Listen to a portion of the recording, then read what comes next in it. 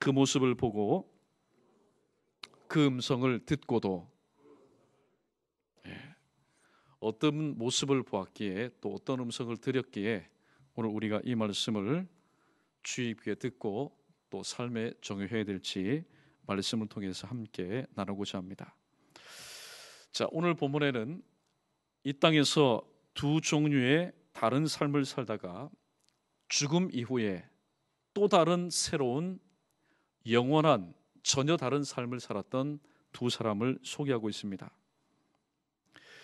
우리 모두가 진정 교회라면 이 땅에서 거지 나사로처럼 살기를 원하는 사람 아무도 없을 겁니다. 거지 나사로처럼, 또한 하나님 없이 부자와 같은 삶을 살기를 원하는 사람도 아무도 없을 것입니다. 만약에 우리가 부자라면은 배운 대로 자신만을 위해서 호화롭게 연락하며 살기보다는 배운 대로 하나님과 이웃을 위해서 하나님 나라 확장 위해서 선한 일에 헌신하고 봉사하며 사는 것이 옳습니다. 배운 대로라면은 주신 물질로 인해서 하나님을 향해 부유한 삶을, 그리고 이웃을 위해서는 보람 있는 일을 살아야 됩니다. 배운 대로라면. 그렇지만 오늘 본문에 등장하는 또 한 사람, 이 부자의 삶의 모습은 그렇지 않았습니다. 오늘 나는 여전히 살아가지만은 아직도 예수 믿지 않고 살아가는 내 곁에 그리고 주변에 그런 사람이 있다면은, 특별히 추석 명절 연휴 끝자락에 조금 전까지만 해도 여러분은 그들과 함께 식사를 하였고 그들과 함께 웃었고 그들과 함께 지내다가 왔을 것입니다.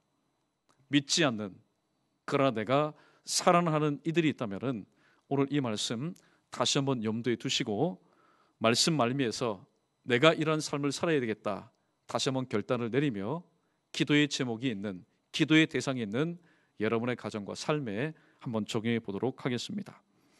오늘 말씀이 주는, 우리에게 주는 첫 번째 교훈을 한번 상고해 보겠습니다. 우리 크게 한번 따라해 봅니다. 오늘의 모습이 내일을 영원히 결정합니다.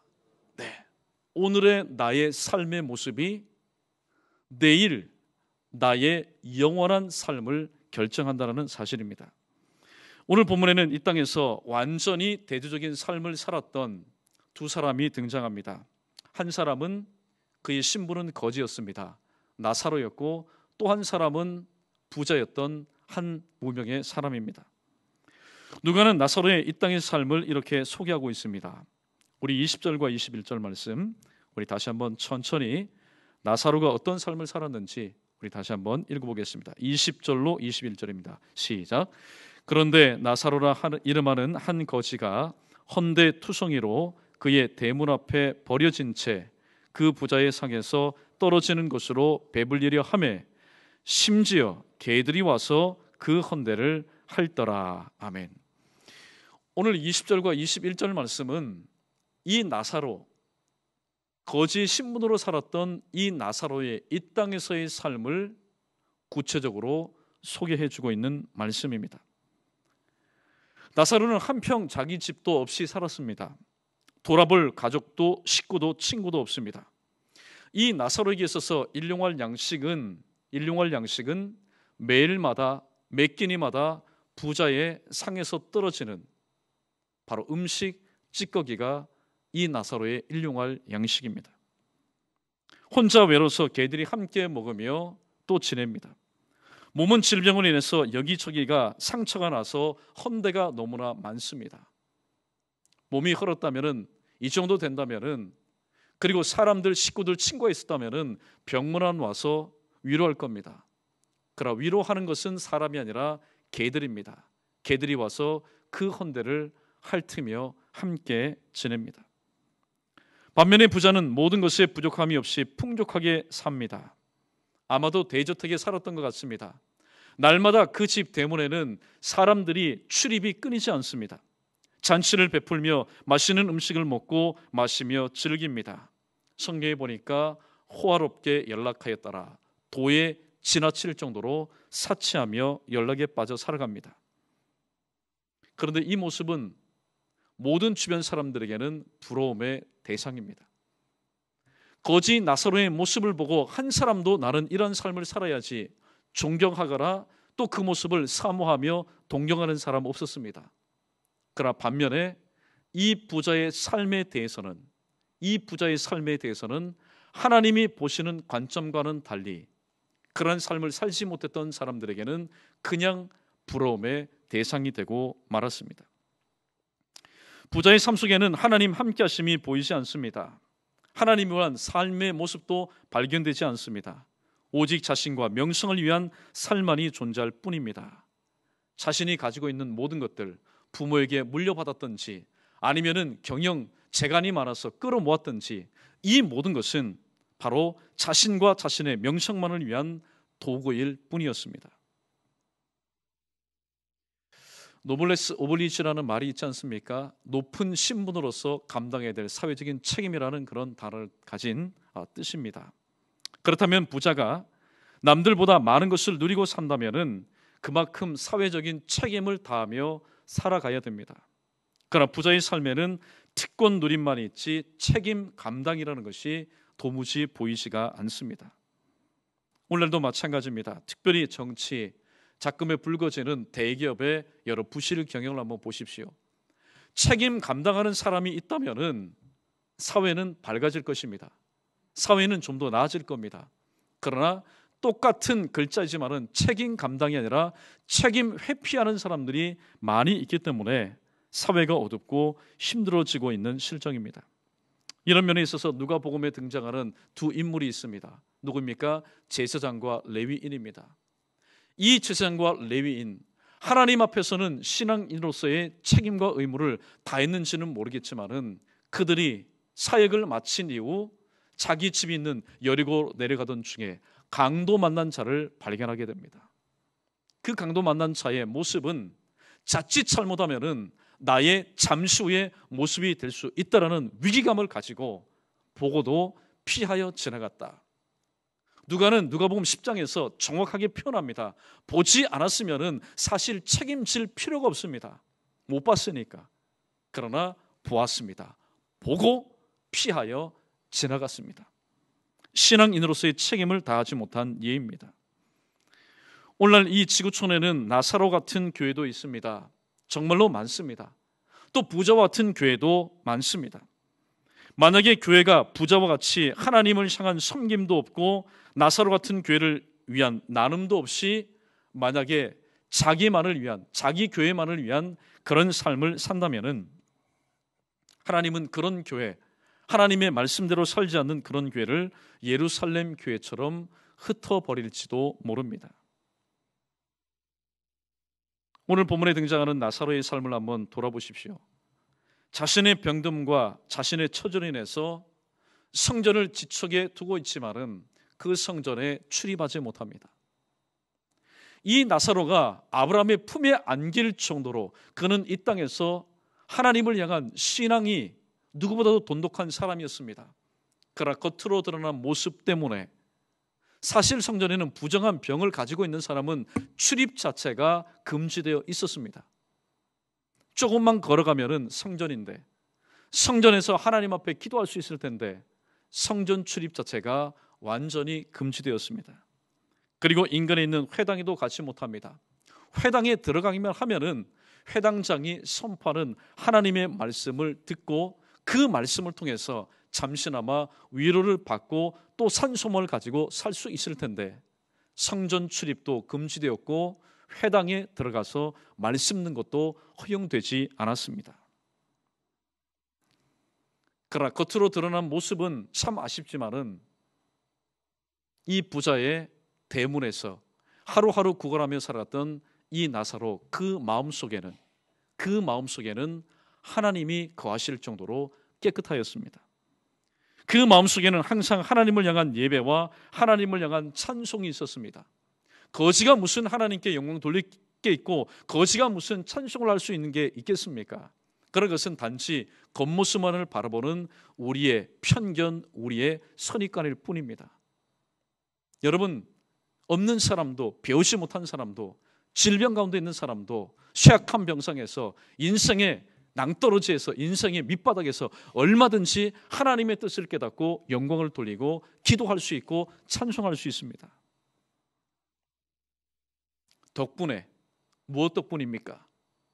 없는 물질 덕분에 이 나사로는 하나님과 일평생 동안 함께하는 삶을 살아갑니다. 고린도후서 4장 16절 말씀처럼 겉사람은 낡아지나 개정판에는, 한글판에는 겉사람은 후패하지만은, 맞습니다.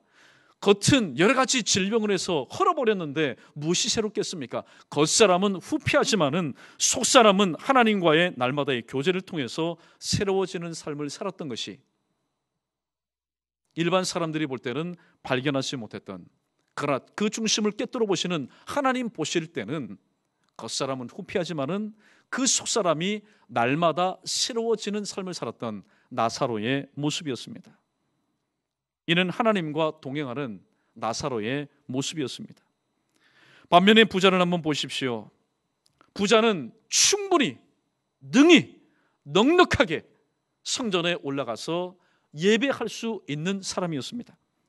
인근 회당에 가서 시간만 낸다면은, 안식일임을 기억한다면은 얼마든지 회당에 가서 회당장이 읽는 하나님의 말씀을 통해서 지난 6일 동안에 자신의 삶을 돌아보고 또 깨닫는다면은 하나님께서 왜 나에게 남다른 이런 물질의 복을 주셨는가, 그 하나님의 특수한 그 뜻이 무엇인지를 깨닫고 그 지역 가운데, 그 지역 경제 가운데, 그 지역 정치, 그 지역 신앙생활 가운데 정말로 길이 남을 그런 하나님의 귀한 일꾼으로 쓰임받을 수 있었을 것입니다. 그러나 그는 성전이 지척에 있어도, 회당이 인근에 있어도 올라가서 예배함도 없고 말씀 들음도 없었습니다. 그는 또한 얼마든지 기도할 수 있었습니다. 그러나 오늘 본문 말씀해 보니까 그는 먹고 마시고 먹고 마시고 육신의 양식을 통해서 배불리고 또 숨을 잘 쉼으로 건강을 유지했는지는 모르지만은 하나님과의 영적인 바로 대화, 기도가 없는 삶을 살았습니다. 자신의 풍족함과 풍요로움이 오히려 하나님을 가까이 하며 하나님께 나가는데 이루 말할 수 없는 거친 반석이 되고 말았습니다.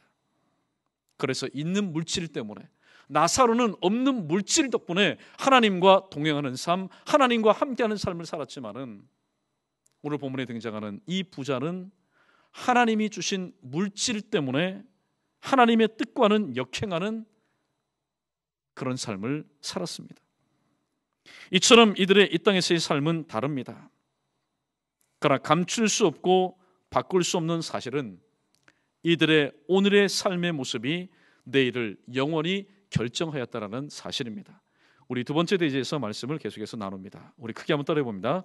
모든 인생이 동일하게 경험하는 유일한 것은 죽음입니다. 네. 이 사실에 대해서 나는 아니요라고 여러분 이의를 제기할 사람 누가 있겠습니까? 물론 하나님의 알 수 없는 그 뜻 가운데 에녹이라는 사람과 엘리야라는 사람, 두 사람을 제외하고 이 땅의 모든 사람은, 심지어 주님마저도 이 땅에서 죽음을 맛보았습니다. 오늘을 거지의 인생으로 사는 나사로에게도, 그리고 호화로이 날마다 사치 연락하며 사는 부자에게도 내일은 오고야 말았습니다. 그러나 이 둘에게 동일하게 임한 이 내일이라는 오늘은 구걸하는 내일이 아니었습니다. 어제까지 구걸했던 이 나사로에게 내일이 왔는데 그 내일이라는 오늘은 또다시 구걸해야만 하는 그런 삶이 아니었습니다. 또 부자도 마찬가지입니다. 어제 호화로이 즐겼던 그 부자 맞이한 내일, 그 내일이라는 오늘은 어제와 똑같이 호화로이 사치하며 연락하는 바로 날이 아니었습니다. 나사로는 더 이상 을의 위치에서 구걸하지 않아도 됩니다. 부자는 또한 이런 나사로에 대해서 신경 쓰지 않아도 됩니다. 바로 이 둘이 맞은 내일은 죽음이라 이름하는 내일이었습니다. 잘 들어보십시오. 이 두 사람, 구걸하였던 인생인 나사로도 내일을 맞이하게 되었고, 호화로이 사치하며 살았던 이 부자도 내일이라는 날을 맞이했는데 그 내일이라는 날의 이름이 바로 죽음이라는 내일이었습니다. 죽음의 관문을 통과하는 순간 모든 것이 끝이 납니다. 나사로는 아픔이 끝났습니다. 눈물도 끝났습니다. 슬픔도 끝났고 무엇보다도 배고픔도 끝났고 서러움도 끝났습니다. 부자도 끝이 났습니다. 호화로운 연락의 삶도 끝났습니다. 사치도 끝났습니다. 쾌락도 끝이 났습니다. 세상에서 누릴 수 있는 모든 기득권도 죽음으로 인해서 끝이 났습니다.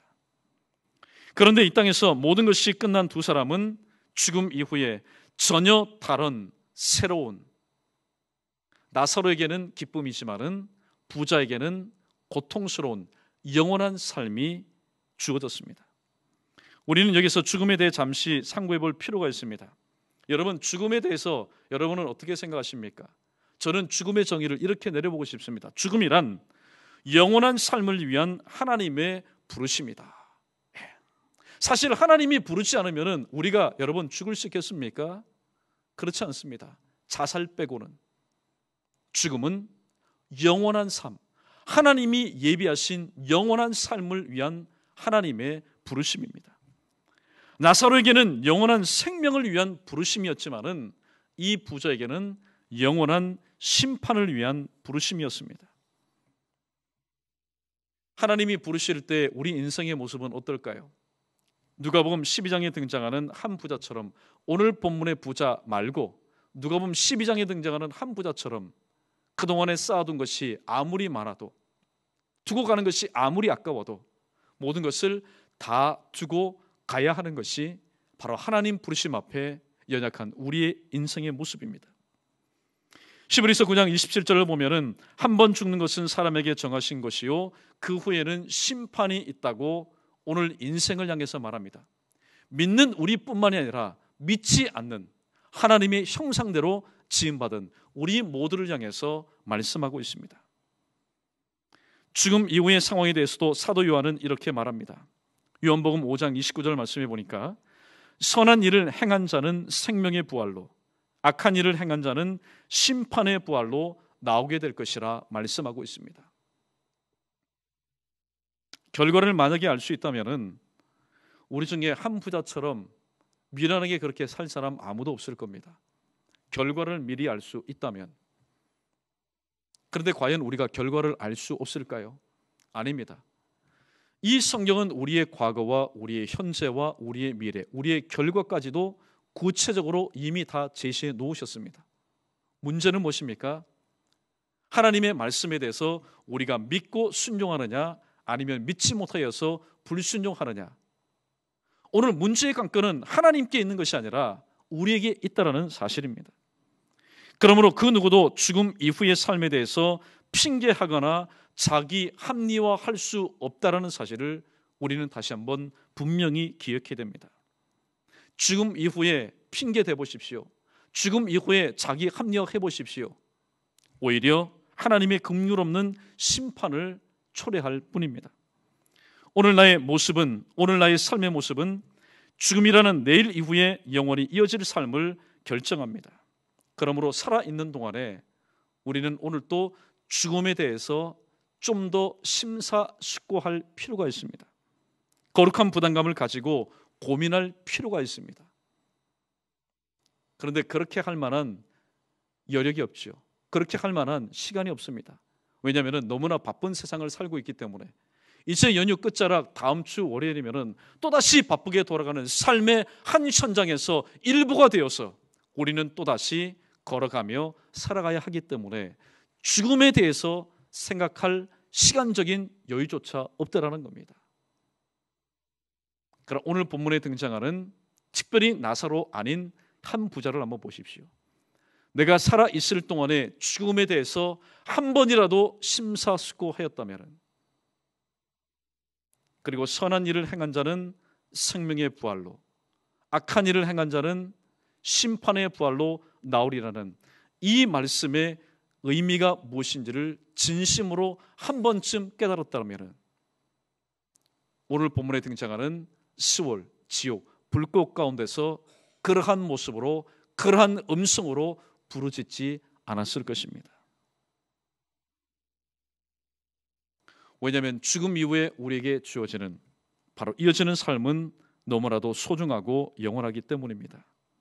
마지막 세 번째, 오늘 우리에게 주시는 본문의 말씀 크게 한번 교훈 따라해 보겠습니다. 크게 한번 따라해 봅니다. 천국도 지옥도 분명히 실존합니다. 혹자 중에는 이렇게 해서 믿는 분이 있습니다.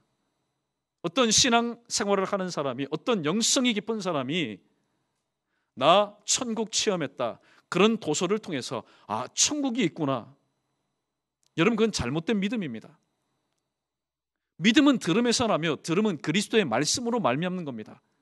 어떤 신앙 서적을 통해서 내가 믿음이 생겼다? 여러분, 조심해야 됩니다. 왜 그렇습니까? 일반적으로 사람들은 천국과 지옥을 개념적으로만 생각하고 있습니다.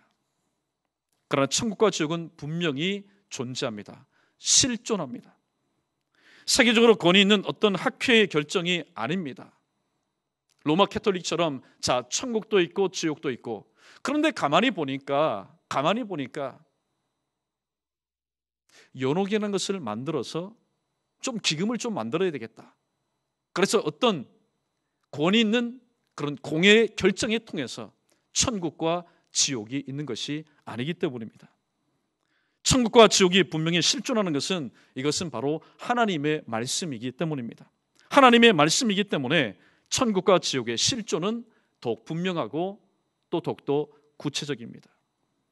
오늘 본문의 누가를 한번 보십시오. 죽음 이후에 나사로의 위치를 어디라고 소개하고 있습니까? 죽음 이후에 나사로의 위치는 더 이상 부자의 대문 앞이 아닙니다. 이 땅에서는 한 번도 경험하지 못했던, 그러나 실존하는 아브라함의 품이라고 소개하고 있습니다. 반면에 부자가 있는 곳을 불꽃 가운데서라고 표현하고 있습니다. 나사로는 천국 생활로 위로를 받지만은 부자는 지옥 생활로 고통을 받고 있다고 말합니다. 특별히 지옥 생활에 대해서 누가는 이렇게 우리에게 소개하고 있습니다. 23절 말씀해 보니까 저편 아브라함 품에 안긴 나사로가 보이는 곳이다. 얼마나 여러분 참 잔혹합니까? 저편 아브라함 품에 있는 나사로, 이 땅에서는 내 얼굴을 한 번도 보지 못하고 오히려 나사로가 나를 바라보는 삶을 살았는데, 지옥에서는 이 부자가 나사로를 쳐다보는, 바라보는 삶을 살아갑니다. 문제는 이겁니다. 이 땅에서 나를 바라보았던 그 나사로를 내가 지옥에서 나사로를 바라보는 것, 그게 문제가 아니라 지옥이라는 것은 어떤 곳이냐? 바로 생생하게 건너편에 있는 모습을 볼 수 있는 곳이라는 사실입니다. 두 번째, 24절 말씀해 보니까 지옥은 물 한 방울로도, 이 조그마한 손끝에 찍힌 물 한 방울로도 혀를 시원하게 할 만한 너무나 뜨겁고 고통스러운 곳이라는 겁니다. 25절 말씀해 보니까 이로 인해서 내가 의지적으로 생각하여 고민하며 고통하는 곳이라고 소개하고 있습니다. 그리고 24절과 31절에 기록된 부자와 아브라함을 통해서 알 수 있듯이 서로 대화가 가능한 곳임을 말하고 있습니다. 그런데 더욱더 심각한 것은 무엇입니까? 여러분 보십시오. 남이 잘 되는 모습 1시간, 1년, 10년은 볼 수 있습니다. 또 대화할 수 있습니다. 또 물 한 방울로 인해서 한 몇 시간 동안 시원해질 수도 있습니다. 그러나 오늘 성경에 보니까 더욱더 심각한 것은 이러한 삶이, 고통스러운 삶, 보고도 갈 수 없고 대화에도 이루어질 수 없는 그런 삶이 영원히 지속되는 곳이 바로 지옥이라는 곳입니다. 부자는 깨닫습니다. 깨달아도 보통 깨닫나요? 크게 깨닫습니다. 그리고 회개합니다. 그것도 진심 어린 마음으로 회개합니다. 지옥 불꽃 속에서 고통스러워하는 모습으로, 그리고 입술이 파르르 떨리는 괴로운 음성으로 아브라함에게 이렇게 부르짖습니다. 아브라함이여, 아버지여, 내 아버지 집에 저 나사로를 보내십시오. 아직 이 땅에 살아있는 내 5 형제가 있습니다. 만약에 죽은 나사로가 살아서 돌아간다면 내 5 형제가 믿고 내 있는 곳으로는 오지 않을 겁니다. 여러분, 지옥이 어떤 곳입니까? 지옥에는 윤리가 살아있는 곳입니다. 그러나 실천할 수 없는 것이죠.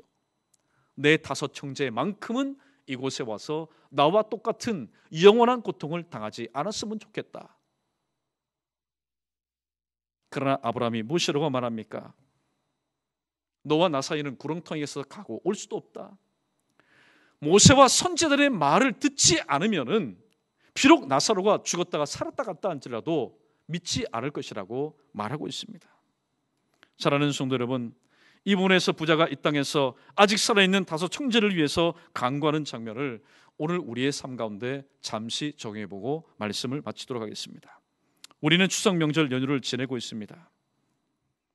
분명히 이 자리 가운데는 가지는 못했지만은 여러분의 기도 제목 리스트 가운데 하나님 오늘도 구원해 주십시오 라고 올려드린 기도 제목 리스트에 올라있는 사랑하는 식구들과 또 지인들과 주변의 사람들이 분명히 있을 겁니다. 이들을 향한 우리의 모습과 우리의 태도는 어땠습니까? 이번 추석 명절에 안 되면은 2007년도 17년도 추석 명절이 있으니까 그때 하면 되겠지 뭐.